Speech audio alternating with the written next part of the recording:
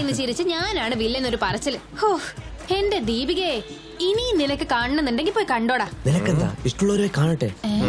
Ticket വേണേ പറഞ്ഞാ മതി. കുറ്റം പറയരുതല്ലോ അങ്ങളെ, പടം നല്ല എന്റർടൈൻമെന്റ്.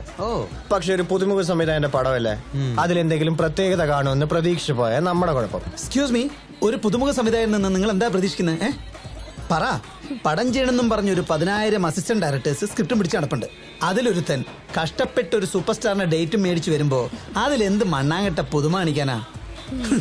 പേടിക്കണ്ട, നിങ്ങൾ ഈ പറഞ്ഞ പടത്തിന്റെ ഡയറക്ടറെ ഞാൻ. എന്താ ക്ലൈമാക്സിന്റെ കാര്യത്തില് മാഡത്തിന് എന്റെ തലക്കെട്ട് കൊട്ടണം തോന്നുന്നുണ്ടോ? 2 കൊല്ലം പിറകെ നടന്നിട്ടാ ഡേറ്റ് ഞാൻ ഒപ്പിച്ചത്.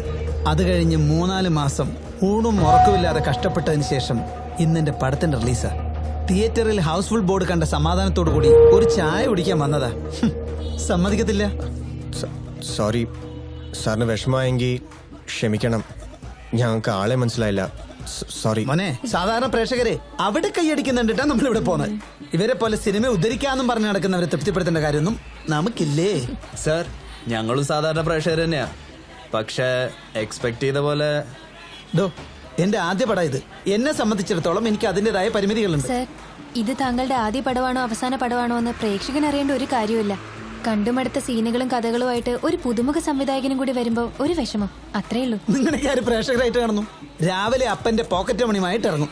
എന്നിട്ട് ഇതുപോലെയുള്ള ഏതെങ്കിലും റെസ്റ്റോറന്റിൽ ഇരുന്ന് വല്ലവനും കഷ്ടപ്പെട്ടുണ്ടാക്കിയ സിനിമയെ നാണം കെട്ട് വിമർശിക്കും. Useless fellows. ലക്ഷ്യബോധമില്ലാത്ത ഇവരെ പോലെയുള്ളവരാണ് ഈ ജനറേഷന്റെ ശാപം. അപ്പൊ നമ്മൾ എന്താ പറഞ്ഞ? സർ,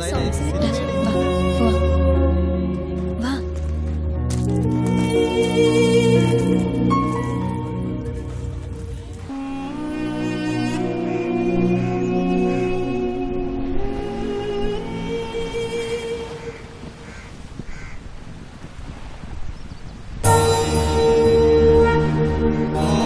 ഭൂതം, ഭാവി, വർത്തമാനം. ദൈവം നിങ്ങളുടെ കയ്യിലിരുന്ന് എന്നോട് ചിലത് പറയും, ഞാനത് നിങ്ങളോട് തിരിച്ചു പറയും. ഒരു കൈപ്പത്തിക്കുള്ളിൽ ജീവിത രഹസ്യം ഒളിപ്പിച്ചു വെക്കാൻ കഴിവുള്ള ആ ദൈവത്തിൽ നിങ്ങൾ വിശ്വസിക്കുന്നുണ്ടെങ്കിൽ മാഡം അക്കാര്യം നേട്ടു. ദൈവത്തിന് നിങ്ങളോട് എന്തോ പറയാനുണ്ട്. കൈനോട്ടക്കാരന്റെ വരെ സ്റ്റൈല് മാറി. ഈശ്വരാ. കണ്ടാലറിയാം, ലക്ഷ്മിയാണ്, മഹാലക്ഷ്മി. അയ്യോ, ആള് മാറി ചേട്ടാ. ഇത് ലക്ഷ്മിയല്ല, പാർവതിയാ.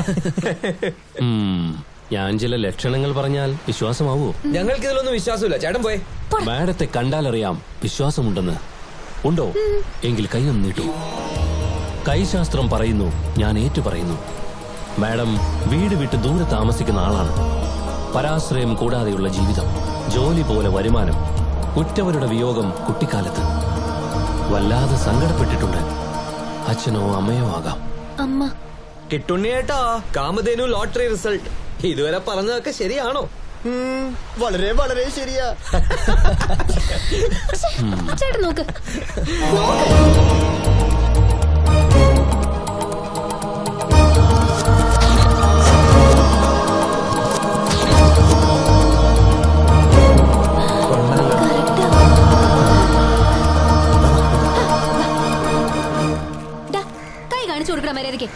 അത് കൊള്ളാം. ഈ ഭൂതം പറഞ്ഞിട്ടാണോ എനിക്ക് എന്റെ ഭാവി? പിന്നെ വലിയ സിനിമ ഡയലോഗ് ഒന്നും അടിക്കേണ്ട നീ. ഇയാള് പറയുന്ന എല്ലാം കറക്റ്റാ. അല്ലെങ്കിൽ ഞാൻ എഴുത്തുകാരനാന്ന് ഇയാൾക്ക് എങ്ങനെ അറിയാം? ഈ കൈവച്ച് ഫേമസ് ആവുന്ന ഇയാള് പറയുന്നത്. അയ്യോ, വലിയ കാര്യമായിപ്പോയി. നിന്നെ കണ്ട ഏത് പട്ടിക്കുഞ്ഞിനും അറിയാം പേനി ഒലിപ്പിച്ച് നടക്കുന്നവനാണ്. I like that.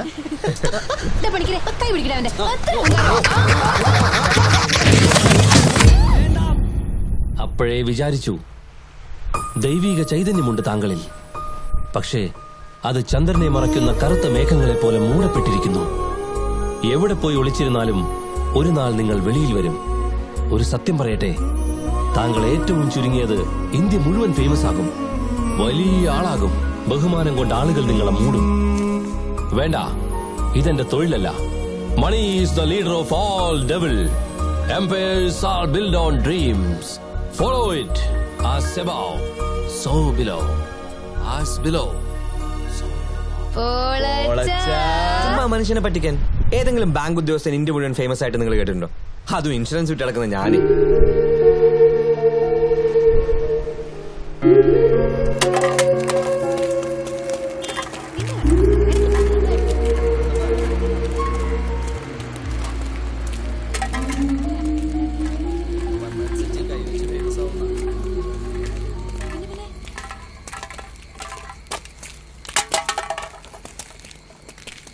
നമുക്കൊരു സിനിമ പിടിച്ചാലോ?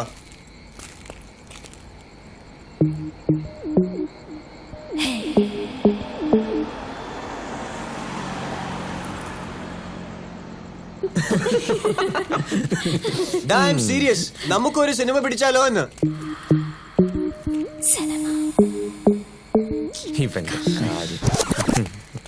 പണിക്കരെ, ലോകത്ത് പണികൾ രണ്ടായി തരം തിരിച്ചിരിക്കുന്നു. പറ്റുന്ന പണി, പറ്റാത്ത പണി. സാധാരണ പണിക്കന്മാരെല്ലാം പറ്റുന്ന പണികളാണല്ലോ ചെയ്യാറ്. ഇത് ഈ പണിക്കർക്ക് എന്ത് പറ്റി? വാ. ഞാൻ ഇത് പറയുമ്പോൾ നിങ്ങൾക്ക് തുള്ളിച്ചാടുന്ന വിചാരിച്ച കുറെ നാളെ മനസ്സിലിട്ട് നടക്കുന്നു. കഴിഞ്ഞ ദിവസം റീനയുടെ ആ പറച്ചിലിനത് സ്ട്രോങ് ആയത്. അവളെന്താ പറഞ്ഞേ? അവൾ വുഡ്ബിക്ക് നമ്മളെ ഇൻട്രൊഡ്യൂസ് ചെയ്ത് കേട്ടിരുന്ന ഒരു പണിയില്ലാത്ത 4 പേരെന്ന്. തമാശയാണെങ്കിൽ അതിലൊരു പരിഹാസം ഉണ്ടായിരുന്നു. പിന്നെ ആ ഭ്രാന്തൻ ഡയറക്ടർ നമ്മളെ കളിയാക്കപ്പോൾ ഞാനങ്ങ് ഉറപ്പിച്ചു. അയാൾ അത്രയും പറഞ്ഞിട്ട് നമുക്ക് തിരിച്ചു പറയാൻ വോയിസ് ഇല്ലാതെ പോയ എന്താ? ഒരു കണക്കിന് റീനെ ആ ഡയറക്ടർ പറഞ്ഞ് ശരിയാ. ചുമ്മാ വരുന്നു, എന്തെങ്കിലുമൊക്കെ പറയുന്നു, പടം കാണുന്നു, കുറെ തിന്നുന്നു. അയാൾ പറഞ്ഞ പോലെ ഒരു ലക്ഷ്യബോധം ഇല്ലാത്ത ലൈഫ്. നോൺസെൻസ്. എടാ, നമുക്കൊരു ഇത്തിരി പ്രൊഡക്റ്റീവായ എന്താ തെറ്റ്? അതാ ഞാൻ പറഞ്ഞത്, നമുക്കും ഒരു സിനിമ പിടിക്കാം. പിന്നെ ഇതൊക്കെ നടക്കാൻ പോകുന്ന കേസാണോ? പക്ഷേ ആ കൈനോട്ടക്കാരൻ പറഞ്ഞത് കൂടി കൂട്ടി നോക്കുമ്പോ ഇപ്പൊ നമ്മൾ എന്തെങ്കിലും ചെയ്താ ശുക്രനായിരിക്കും. വക്രനായിരിക്കും. ഒന്ന് പോടി അവിടുന്ന്. ഇവൻ ചുമ്മാ പൊട്ടത്തരം പറയുമ്പോ ആ ഡയറക്ടർ പറഞ്ഞതും കേട്ട് വാശിപ്പുറത്ത് നമ്മൾ പടം പിടിക്കാൻ ഇറങ്ങിയാലേ പിണ്ടിയിടും, പിണ്ടി. എടാ, അത് മാത്രം പറയരുത്. നമ്മളെ പോലെ ഒരു കാലത്ത് ഇന്ത്യൻ കോഫി ഹൗസിൽ കറങ്ങി തിരിഞ്ഞ് സിനിമാ സ്വപ്നം കണ്ടിരുന്ന ആൾക്കാരായി പ്രിയദർശനും മോഹൻലാലും ഒക്കെ. ആഹാ മാപ്പിളേ, അന്ത അളവുക്ക് പോച്ചാ. അതുപോലെ സ്വപ്നമായിട്ട് എത്ര പേര് കറങ്ങി നടക്കുന്നു. അതിലൊരു പ്രിയനും ലാലൊക്കെയല്ലേ രക്ഷപ്പെട്ടുള്ളൂ. അതുകൊണ്ട് നമ്മൾ രക്ഷപ്പെടില്ല എന്നാണോ? ശരിയാ, അടുത്തത് നമ്മളാ. അപ്പൊ നാളെ മുതൽ ലൊക്കേഷൻ ചേഞ്ച്. പഞ്ചാബി അങ്കിളുടെ ഫുഡ് കോർട്ടിനോട് വിടാ, പകരം ഇന്ത്യൻ കോഫി ഹൗസിലേക്ക് ഷേഫ്. നമ്മൾ ഇതുവരെ കണ്ടവന്റെ പടം വിമർശിച്ചിട്ടല്ലാതെ സ്വന്തമായിട്ട് എന്തെങ്കിലും ചെയ്തിട്ടുണ്ടോ? അറ്റ്ലീസ്റ്റ് ഒരു കഥയുണ്ടാക്കിയെങ്കിലും ചെയ്തൂടെ? എനിക്ക് ഉറപ്പാ ഇവൻ അസലായിട്ട് എഴുതും. ഞാൻ നിന്നോട് പലപ്പോഴും പറഞ്ഞിട്ടില്ല നിന്റെ കഥകൾക്കൊക്കെ ഭയങ്കര ലൈഫ് ഉണ്ടെന്ന്. എനിക്കത് വിഷ്വലൈസ് ചെയ്യാൻ പറ്റുന്നുണ്ടടാ.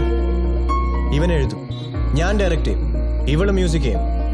പോളെ, നീ നായകനാവും. എന്നിട്ട് നമ്മൾ മാത്രം ഇരുന്നത് കാണുകയും ചെയ്യും. പോടാ പണിക്കരെ, യു ഗ്രേറ്റ്. സത്യം, എനിക്കങ്ങ് ബോധിച്ചു. പണ്ടങ്ങാണ്ടോ സ്കൂളിൽ നാടകത്തിന് ബെസ്റ്റ് ആക്ടർ പ്രൈസ് മേടിച്ചെന്ന് വെച്ച് അതും കൊണ്ട് സിനിമയിൽ ചെന്ന എന്റെ ഈ മുഖം നാട്ടുകാർ കണ്ടിരിക്കില്ല പണിക്കരെ. സൗന്ദര്യല്ലടാ അഭിനയത്തിന്റെ ബേസ്. കറക്റ്റ്. പോളച്ചാ, നിന്നിലൊരു നല്ല നടനുണ്ട്.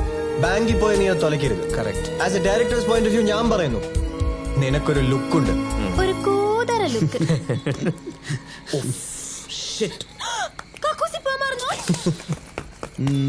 നട കഴിഞ്ഞ് നടന്നത് അവൻ അറിഞ്ഞില്ല. ദർശന സുഖം.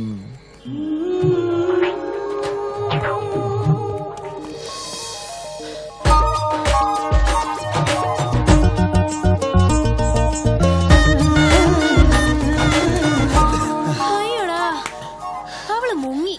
പോളെ, യഥാർത്ഥം നിന്നെ നീ തിരിച്ചറിയാൻ തുടങ്ങിയപ്പോൾ ബാക്കിയെല്ലാം മറന്നു. ഇതാ ഞാൻ പറഞ്ഞത്, ഒരു ബാങ്ക് ഉദ്യോഗസ്ഥൻ ഇന്ത്യ മൊത്തം ഫേമസ് ആയിട്ടില്ല, പക്ഷെ നിന്നിലെ നടൻ നിന്നെ ലോകം മുഴുവൻ ഫേമസ് ആക്കും. ഒരു ഡയറക്ടറാടാ പറയുന്നത്. നാട്ടിൽ കണ്ടവന്മാരുടെയൊക്കെ ലോൺ നിനക്ക് ശരിയാക്കാം. എന്നിട്ടും അമ്മച്ചിയുടെ ആങ്ങളോടെ മാത്രം പറ്റില്ല അല്ലേടാ? കൊച്ചപ്പനെ എനിക്ക് മാത്രം വിശ്വാസമായ പോരല്ലോ, ബാങ്കിനും കൂടെ ആവണ്ടേ. ഒരു അഡ്രസ് പ്രൂഫ് ചോദിച്ചിട്ട് ഇതുവരെ തന്നിട്ടില്ല. പിന്നെ ഞാൻ എന്ത് ചെയ്യാനാ? കൊച്ചപ്പന്റെ അഡ്രസ് നിനക്ക് അറിയാൻ പാടില്ലേ? അയ്യോ അമ്മച്ചി, അഡ്രസ് അല്ല, പ്രൂഫ് വേണം. പ്രൂഫ്. ഞാനല്ല, ബാങ്കാണ് ലോൺ കൊടുക്കുന്നത്. അതൊന്നും എനിക്കറിയാൻ പാടില്ല. എന്താന്ന് വെച്ചാ നീ നോക്കി കണ്ടു അങ്ങ് ചെയ്. മതിയുടെ കണ്ണാടി നോക്കിയത് സിനിമ നടനാ വിചാരം.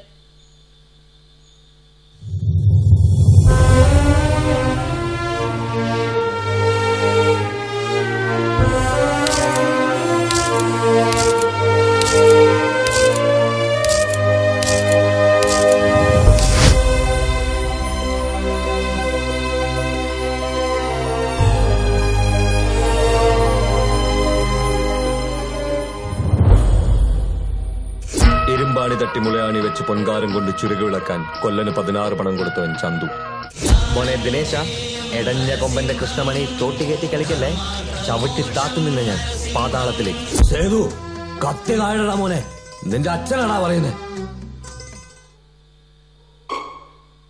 നീ ഇങ്ങനെ ദേഷ്യം തീർക്കണ്ട. ലോൺ കൊടുക്കാൻ പറ്റിയില്ലെങ്കിൽ കൊടുക്കണ്ട.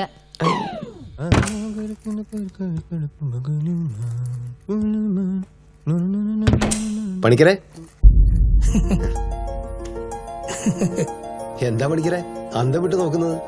തന്റെ ജീവിതത്തിൽ സുപ്രധാനമായ തീരുമാനമെടുത്ത ദിവസമല്ലേ, തന്നെ ഒന്ന് അഭിനന്ദിക്കാൻ വന്നതാടോ. പക്ഷേ വാശിപ്പുറത്തെടുക്കാനുള്ളതല്ല സിനിമ. അറിയാം സാർ, തീരുമാനം വാശിപ്പുറത്താണെങ്കിലും സിനിമ ചെയ്യുന്ന അങ്ങനെയല്ല. നിങ്ങൾക്കൊക്കെ അറിയാമല്ലോ എൻ്റെ ആഗ്രഹം. അറിയാടോ, അതുകൊണ്ടല്ലേ തനിക്കൊരു ബെസ്റ്റ് വിഷസ് പറയാൻ ഞങ്ങൾ നേരിട്ട് വന്നത്. പടം എടുത്താ പോരാ, വിജയിപ്പിച്ചും കാണിക്കണം. ഇനി പണിക്കരുടെ കാലമാണെന്ന് കേരളം പറയണം. താൻ ഭാഗ്യവാനാ. ഒരു പറ്റം ആത്മാർത്ഥ സുഹൃത്തുക്കൾ കൂടെയില്ലേ. കൂട്ടായ്മ എപ്പോഴും നല്ലതാ. അതൊരു ധൈര്യ. വിടാതെ പിടിച്ചോ കൂട്ടുകാരെ. All the best. Thank you sir.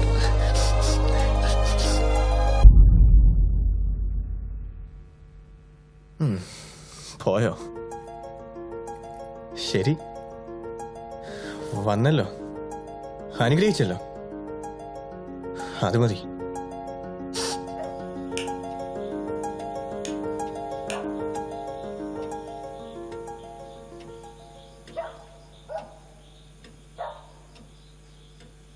സാഹിത്യകാര, സദയം ക്ഷമിക്കുക. പുതിയ ലക്കം ആദ്യം ഉപ്പ ചോദിച്ചിട്ടുണ്ട്. എവിടെയാ? ബാഗിലാ? ആ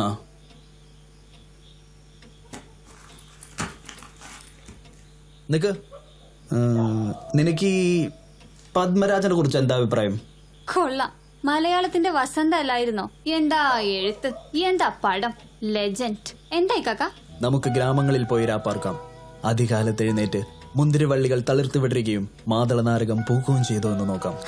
ഇത് നമുക്ക് പറക്കാൻ മുന്തിരിത്തോപ്പുകളിൽ സോളമൻ സോഫിയോട് പറയുന്ന ഡയലോഗല്ലേ? ഓഹോ, അപ്പൊ വിചാരിച്ച പോലല്ല. സാധാരണക്കാർക്കിടയിലും പത്മരാജൻ ഡയലോഗടക്കം ഫേമസാ. ഇതൊക്കെ ആർക്കറിയാത്ത കാക്ക? അല്ല, ഇതെന്തു പറ്റി പെട്ടെന്ന്? സോളമനും സോഫിയും പത്മരാജനും ഒക്കെ. എന്നാ നീ കേട്ടോ, മലയാളത്തിൽ വീണ്ടും വസന്തം വരാൻ പോകുന്നു. പടിഞ്ഞാറൊന്നൊരു സ്മെല്ലുണ്ട്. കളിയാക്കണ്ട. അങ്ങനെ ഒരു എഴുത്തുകാരന്റെ ഉദയത്തിന് കാരണക്കാരിയാകണമെങ്കിൽ, ഭാവിയിലെ നമ്പർ 1 തിരക്കഥാകൃത്തിന്റെ പെങ്ങളാകണമെങ്കിൽ നീ ഇപ്പോ ഇക്കാക്കൊരു ഗ്ലാസ് കട്ടൻ ചായ കൊണ്ടുവന്നരൂ. ഒരു ഗ്ലാസ് കട്ടൻ ചായക്കാണോ സാറ് സോളമന്റെ മുന്തിരിത്തോട്ടം വരെ പോയത്? ഒരു കട്ടൻ ചായ നങ്ങ് പറഞ്ഞാ പോരെ കാക്ക? വെറുതെ വേണ്ട. സിനിമയുടെ ടൈറ്റിൽസ് വരുമ്പോ നന്ദിന്ന് പറഞ്ഞ് നിന്റെ പേര് വെക്കാടി. സന്തോഷം. ഒരു റിക്വസ്റ്റ് ഉണ്ട്. ആ പടത്തിന്റെ വ്യാജ സീഡ് ചെയ്യാനുള്ള റൈറ്റ്സ് എനിക്ക് തരണം. ഇപ്പൊ ഒറിജിനലിനെക്കാളും ഡിമാൻഡാണെന്നാ പറയുന്നേ. കളിയാക്കിക്കോ. വിശ്വകലാകാരന്മാരെല്ലാരും ജീവിച്ചിരുന്നപ്പോ അവഗണിക്കപ്പെട്ടിട്ടേ ഉള്ളൂ. കട്ടൻ ചായ അല്ലേ വേണ്ടത്? പെട്ടെന്ന് തന്നേക്കാം. ഇനി ഞാൻ കാരണം ഒരു വിശ്വകലാകാരൻ അവഗണിക്കപ്പെടണ്ട. അവക്കും വിവരം വെച്ചു.